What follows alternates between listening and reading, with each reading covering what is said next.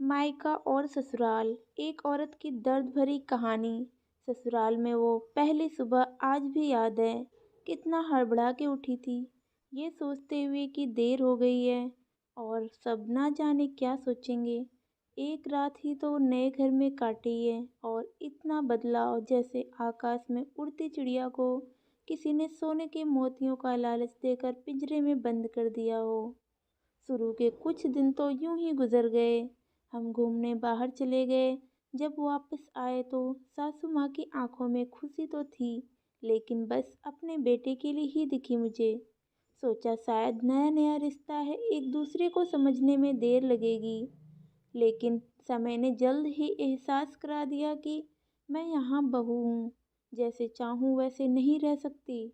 कुछ कायदा मर्यादा हैं जिनका पालन मुझे करना होगा। धीरे धीरे बात करना, धीरे से हंसना, सबके खाने के बाद खाना, ये सब आदतें जैसे अपने आप ही आ गईं। घर में माँ से भी कभी कभी ही बात होती थी। धीरे धीरे पीहर की याद सताने लगी। ससुराल में पूछा तो कहा गया अभी नहीं, कुछ दिन बाद। जिस पति ने कुछ दिन पहले ही मेरे माता पिता से ये कहा था कि पास ही तो है, कभी भी आ जाएगी, उनके भी सुर बदले हुए थे।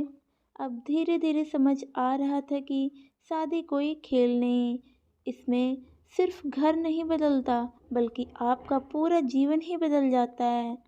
आप कभी भी उठ के अपने पीहर नहीं जा सकते, यहाँ तक कि कभी याद आए तो आपके पीहर वाले भी बिन पूछे नहीं आ सकते। पीहर का वो अल्हड़पन, वो बेबाक हंसना, वो झूठे मुँह रसोई में कुछ भी छू लेना, जब मन चाहे तब उठना, सोना नहाना, सब बस अब यादें ही रह जाती हैं। अब मुझे समझ आने लगा था कि क्यों विदाई के समय सब लोग मुझे गले लगाकर रो रहे थे। असल में मुझसे दूर होने का एहसास तो उन्हें हो ही रहा था, लेकिन एक और बात थी जो उन्हें अंदर ही अंदर परेशान कर रही थी कि जिस सच से उन्होंने मुझे इतने साल दूर रखा, अब वो मेरे सामने आ ही जाएगा। पापा का ये झूठ कि मैं उनकी बेटी नहीं बेटा हूँ, अब और दिन नहीं छुप पाएगा। उनकी सबसे बड़ी चिंता ये थी, अब उनका ये बेटा जिसे कभी बेटी होने का एहसास ही नहीं कराया था, जीवन के इतने बड़े सच को कैसे स्वीकार करेगा। माँ को चिंता थी कि उनकी बेटी ने कभी एक गिलास पानी नहीं उठाया, तो इतने बड़े परिवार की जिम्मेदारी कैसे उठाएगी। सब इस विदाई और मेरे पराये होने का मर्म जानते थे, सिवाय मेरे। इसलिए सब ऐसे रो रहे थे जैसे मैं डोली में नहीं, अर्थी में जा रही हूँ। आज मुझे समझ आया कि उनका रोना गलत नहीं था।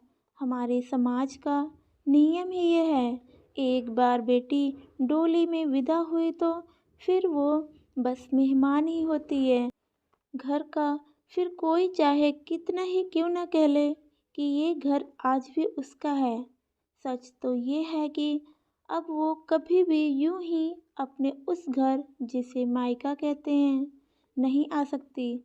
हजारों समस्याओं और परेशानी आने पर भी उसी को हल करना है, हंसते हुए, गम छुपाते हुए। क्या यह तपस्या से कम नहीं है? अनजान जगह को सुधार कर अच्छा बनाने का काम करना।